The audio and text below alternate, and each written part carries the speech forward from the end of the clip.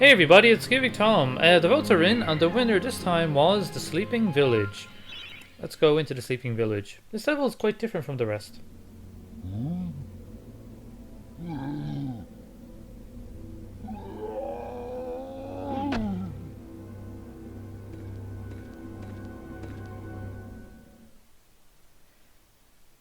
The Sleeping Village. All the innocent inhabitants have been brainwashed by Zarok. And that's going to cause us problems. Poor villagers. The master possesses them. It mustn't hurt them. Hurt guards, though. They seek out an object of great power. So we're going to be seeking out an object of great power. Now, there's some rats. We can swish them with the hammer if we want. This is very much a puzzle level. Is there anybody in here? Nobody in here. Oh, let's fill up our health a little bit. In case you didn't skip the start of the video, I filled up a little bit on health in the when I was getting rid of the weapons in the mausoleum. Man, I can't speak tonight. Much better, and we have a little bit left. So clearly there was a cross on the wall, if you can see. A crucifix once stood here, but the mayor took it. Find the replacement and see how the church should really look. So this level is a puzzle level. And when I was a kid, the only way I beat this level is by cheating. But eventually I learned the puzzles. Eventually. Oh boy, there's a murderous child. There's a murderous man. Go away. Now, if I charge into them with a daring dash, I can knock them out briefly. Don't fall in the lake or the pond. But if I kill them, I want to show you something. If I press pause, I start with 59% of the chalice. If I destroy or kill or whatever any of the men, women or children in this level, the chalice percentage goes down. So I have to try my very best not to harm them. If they hurt me, I have to just take it. Okay, let's see the blacksmiths. Blacksmiths Monthly. Old Man Willie Green of Gallows Town was awarded Smithy of the Season by our readers. His outstanding casts have produced many intricate and hard-wearing iron goods and sculptures. Willie only uses the finest of metals in his work, and is particularly noted for his magnificent busts. Old Man Willie was quoted as saying, "Aye, when I get pumping on me bellows, there's no stopping me.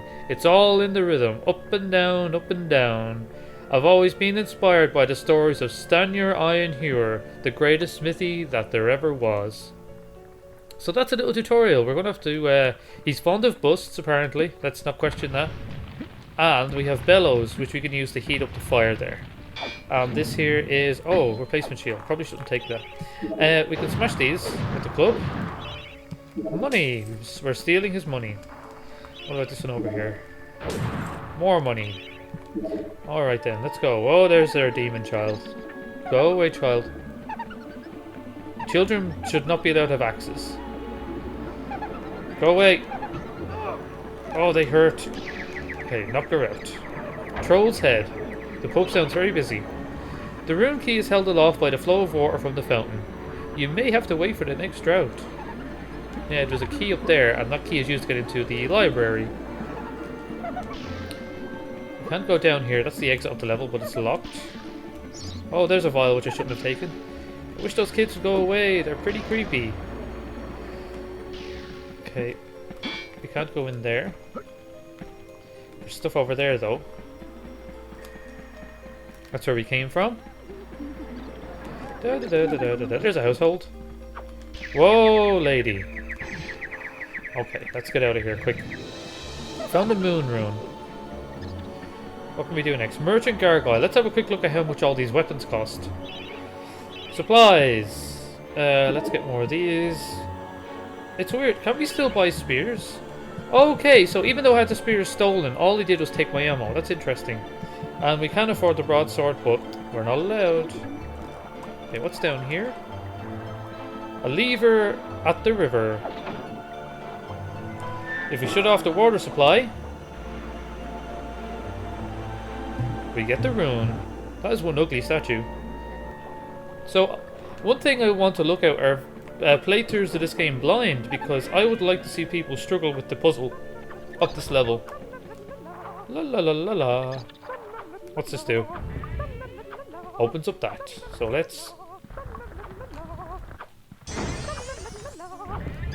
Really? This isn't gonna work? Really? I think if everything goes wrong, you can just walk out of the room and back in again to reset it.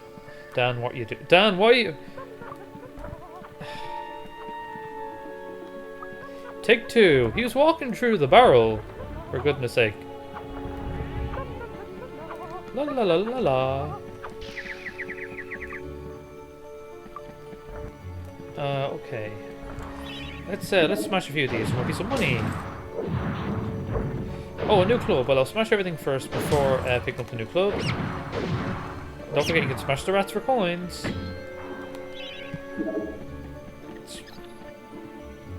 Okay, for here we need the earth rune to get into the basement cellar thing there. There's a bunch of dangerous women. Don't hurt them. Oof. I hope you're alright. What's this say?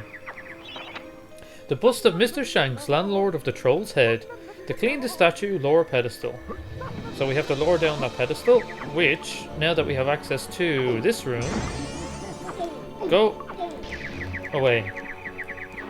Now, I do think if we charge them one too many times, we might do them permanent damage. And there's the pedestal lowering down. That is a fantastically complicated mechanism for something so simple. But this is a puzzle level. So now we have a bust for the Troll's Head. I think actually the fountain is of a troll, isn't it? I'll have to take a look at it when we pass by. Uh-oh. Something's happening. Hurry, comrades, tear this place apart. If we don't find the shadow artifact, Lord Zarok will have us mucking out the demons for the next millennium. So Zarok is trying to bring out demons, and for that he needs the shadow artifact, which is apparently near here. These have guns! They have blunderbusses, and they're taking a lot of hits. Okay, so these appear basically when you've made enough progress in the puzzle, but I think all I've done is basically collect many of the parts. Oh, go away. I've collected most of the things we need for the puzzle. Not everything, but most of the things. Oh, there's more. There's 3 of them. Just run around them. The broadsword will be really useful right about now. Just still knock them, still knock them. Oh, they're not so bad. Okay. Okay, we can now go into the library, but before we do that, I just want to make sure... Okay, let's go into the library. Let's see what we can find in there. A deranged man and a lot of books. And a hidden area. I think we're going to be doing some reading, folks. History of Gallowmere, Volume 1. During the dark time that was Gallowmere's not too distant past, it was King Peregrine who thwarted Zarok the Necromancer and his plan to enslave the land. Zarok, once the king's mage, had fallen out of favour with the ruler for conducting outlandish experiments on the bodies of the dead. It was said that deep within Peregrine Castle, the dead were restless. The dead are to be honoured, not kept as playthings of alchemists, declared King Peregrine as he banished Zarok from the castle. All of Zarok's living dead were rooted out and destroyed. Zarok, being an unforgiving soul, went into hiding and vowed to wreak his revenge on the king. History of Gallowmere, Volume 2. Rumours of ill-doing and dark deeds abounded through the land of Gallowmere. It was whispered that Zarok had employed the aid of shadowy demons to help him build a vast castle. Under the cover of night, Zarok's dark army spilled forth from their corrupt haven. The army marched south across the Silver Mountains and through the Silver Woods. Soon afterwards, even the Pumpkin Lands belonged to Zarok. The folk of Gallows Town cried out for help. "Save us, good King Peregrine!" Retaliation was swift and violent. King Peregrine's forces, led by the brave Sir Fortescue, drove Zarok's army back from Gallows Town. There was much rejoicing, but the war was not over yet. It was not yet over. History of Gallowmere, Volume 3. These are very short volumes. News that Zarok's army had now taken the floodlands caused much concern. From this vantage point, Zarok could march west to take the Enchanted Forest. This sacred place would prove a bitter defeat if it fell into the hands of the evil sorcerer. It was Sir Dan Fortescue who once again led the king's militia to rid the demon host from the land. Yet the evil wizard were cunning and had prepared an ambush. A titanic battle ensued, of which history has never seen the like. It is said that the day would have gone to Zarok, but if not for the skill and valour of one man. Fortescue led the charge deep into the massed ranks of the undead, felling Zarok's bodyguard, the fearful Lord Cardok, and, before finally succumbing to his own mortal wounds, slew the traitorous sworder with a mighty sweep of his sword. Well, we know better. Things didn't quite go out the way history said. Yeah, this guy will stay still while we're reading, right? And his texture has really messed up. History of Gallowmere, Volume 4. The forces of evil were destroyed, but at a terrible price. None but a handful of the king's militia returned from that field. Gallowmere lost a whole generation of young men that day, including Canning Tim, the legendary crossbowman and Fortescue's second-in-command, who fell in the first volley of arrows. Ah, poor Canning Tim. It was the other way around. He was the hero. Zarok's body was never found, though if it lies unmourned in an unmarked grave, then no one in Gallowmere would shed a tear. The shadow demons that had fallen under Zarok's banner were unnatural creatures that did not belong in the world of mortal men. The king declared that they be banished, entombed under the pure earth of the enchanted earth. Imprisoned within an impregnable box of the king's design, the demons were buried deep underground. Their tomb was sealed with a magical device that has since come to be known as the Shadow Artifact. So Zarok is looking to get his army back. His army of shadow demons. And they're locked under the enchanted earth. And he has men raiding this place looking for it. Heroes from History, a retrospective. Chapter 1.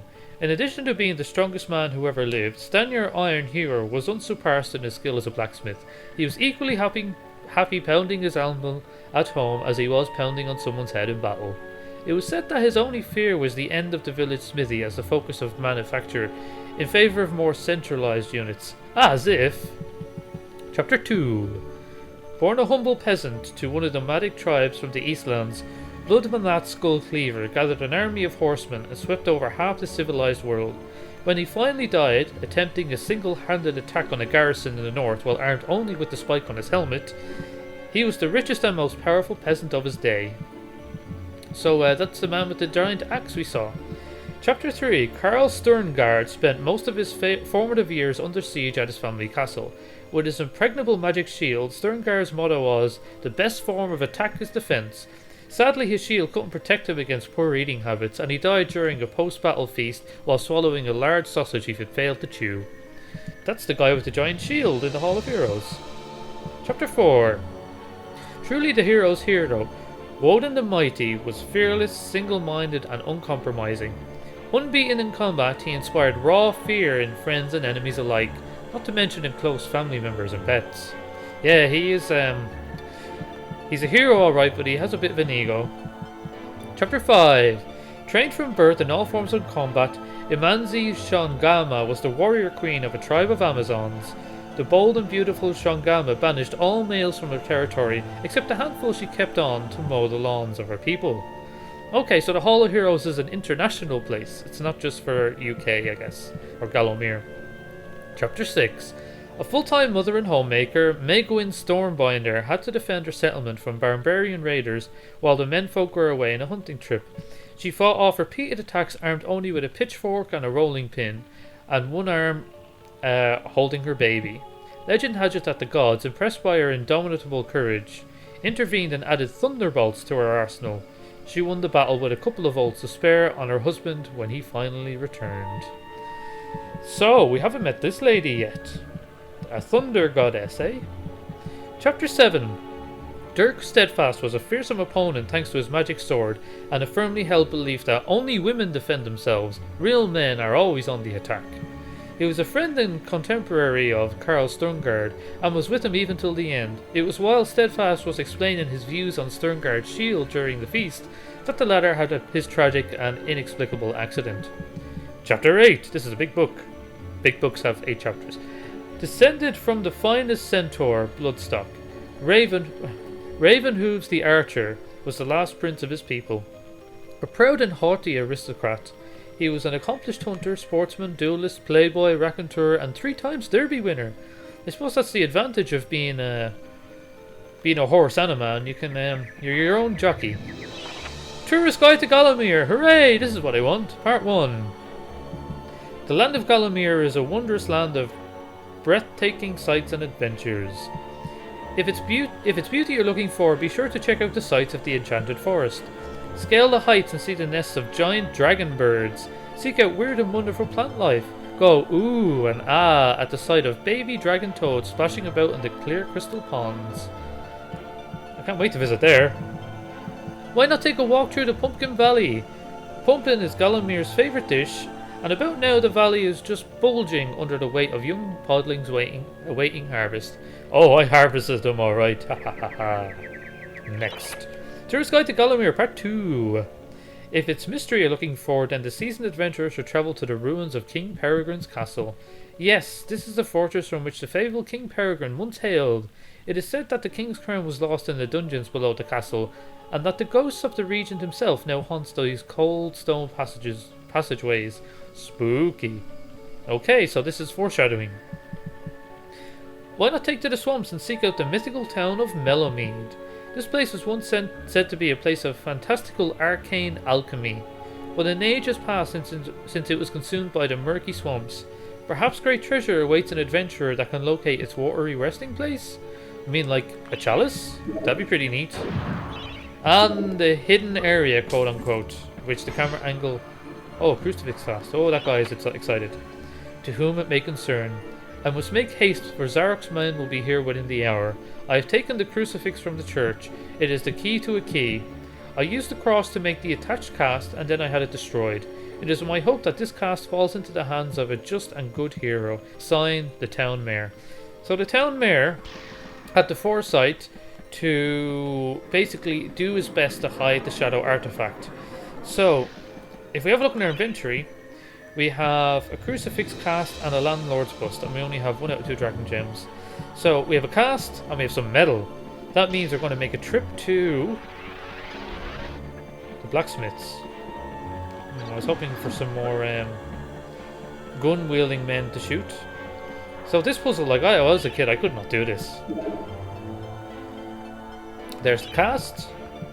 There's the metal. Let's get to work. Sir Daniel Fortescue, the smithy. Let's get this fire nice and hot. Pump loads of oxygen through it. And a few more goes. It's getting really hot now. And there we go. Found the crucifix. And let's go into the church, which just happens to be right here. Do we have to top up our health? Come on. Nah. Well, good enough. Alright, let's put the crucifix back.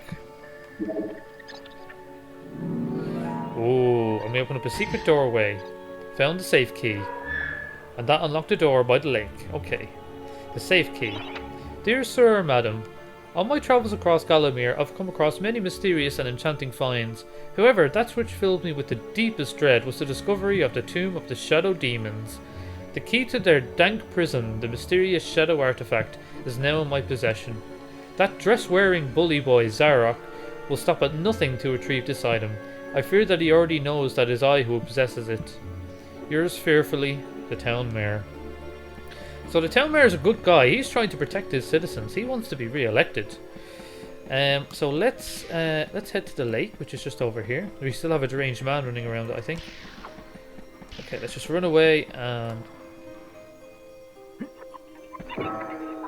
go in here. Let's walk around a little bit. There's the mayor's house. There's some gun-toting hicks. Look at those skeletons. Okay, we open the door from this side. Perfect. Now, if we walk through here, we have the chalice and some health, and I think some money. So we're going to have to find more men to fight. Okay, so we can't get into the mayor's house. We're going to have to find another way in. We've got some hay. We can climb onto the roof. And we can go down the chimney. I just want to say, when I was a kid, when I finally solved the puzzles and I made it here, I was super excited. And when I jumped into the chimney, the game crashed and I thought I'd done something wrong. And that's how I ended up cheating for so long to beat the level. What's this do? Oh boy. Opens up the gate to the end. And here's the safe. I'm not sure if we want to do this, but they're scouring the village. And we won't want that happening. The shadow artifact. Be very careful with this, Dan. Things so frightening are sealed away by that artifact. Right, now to find... Did I explore around here? There's nothing here. Oh, someone patrolling. I can't daring dash while holding a charged sword. Come on. 95%. Okay, we're going to have to fight the guys blocking the gate. Now, where is that gate? There it is. Is there anything over here? I think I took the health there by accident. Oh, poor Dan. Let's go. Oh, don't get shot, don't get shot, don't get shot. Oh, they're liking... Do you know what? I'm going to shoot his back. They are doing no damage. Man. And I swear, the pikes take these out in like 2 hits. Oh boy. Okay, sort the rest, sort the rest. Still knock him, still knock him, still knock him. Okay, I'm not going to leave yet. I will get the chalice, but I want to read this. Instructions from Zarek to his guards. Capture that greedy profiteer, the town mayor. Take him to the asylum dungeons. Give that fat boy a good going over. Locate the shadow artifact. Bring me back something nice. I told you this game had a sense of humour. It doesn't take itself too seriously. Let's go past the busy pub. Let's go in the wrong direction. Where on earth is the mayor's home? There it is. And then we go over here. The Hall of Heroes awaits. Let's get out of the village, Dan, before the villagers attack us again. This way. And that's the Sleeping Village, a puzzle level, which I made look super easy because I knew the puzzle, but believe me, playing that blind, totally different experience. And we got a nice history lesson. Okay. Again, I'm going to go around the top floor clockwise in case there's multiple people active at the moment. So, we don't have access to the sword, we don't have access to the axe. We have access to the bow. We don't have access to the shield, and we don't have access to anything from the pike lady. Let's speak to this guy. A centaur. Look at you running around in your bones, Fortescue. You're so nouveau dead. I, Ravenhooves, last prince of the centaurs, have not galloped the earth in over 10,000 years. Do yourself a favor, Fortescue. Take my longbow, more powerful than crossbow. The option of flaming arrows, it is truly the weapon of noblemen. Yes, please. Congratulations! You don't quite have my breeding, Mr. Johnny-come-lately, but there's hope for you yet. So we've got ourselves a regular old longbow. Now the longbow fires very far, obviously. Like, look at the range on this thing. It doesn't have any charged attacks, but it can fire a lot of arrows. These are quite powerful. It doesn't fire quite as fast as the crossbow. Now, although our friend mentioned flaming arrows, for now all we have access to are the regular old crossbow arrows. Yeah, also these don't ricochet like the crossbow ones. The crossbow is pretty useful for most of the game, but during boss fights when you want to stand way back, this is the weapon you want. And obviously for enemies that are flying up in the air, which are going to become more common later on. But we're not allowed to use it. And we're out of here. Yeah, he's ready to go. And now we've unlocked the next level. The asylum grounds. I think that's the next logical progression in the game. We have to rescue the mayor who was captured from the town, and he's in the asylum, but of course we have to go through the asylum grounds first. So I'll leave it there, and see y'all next time.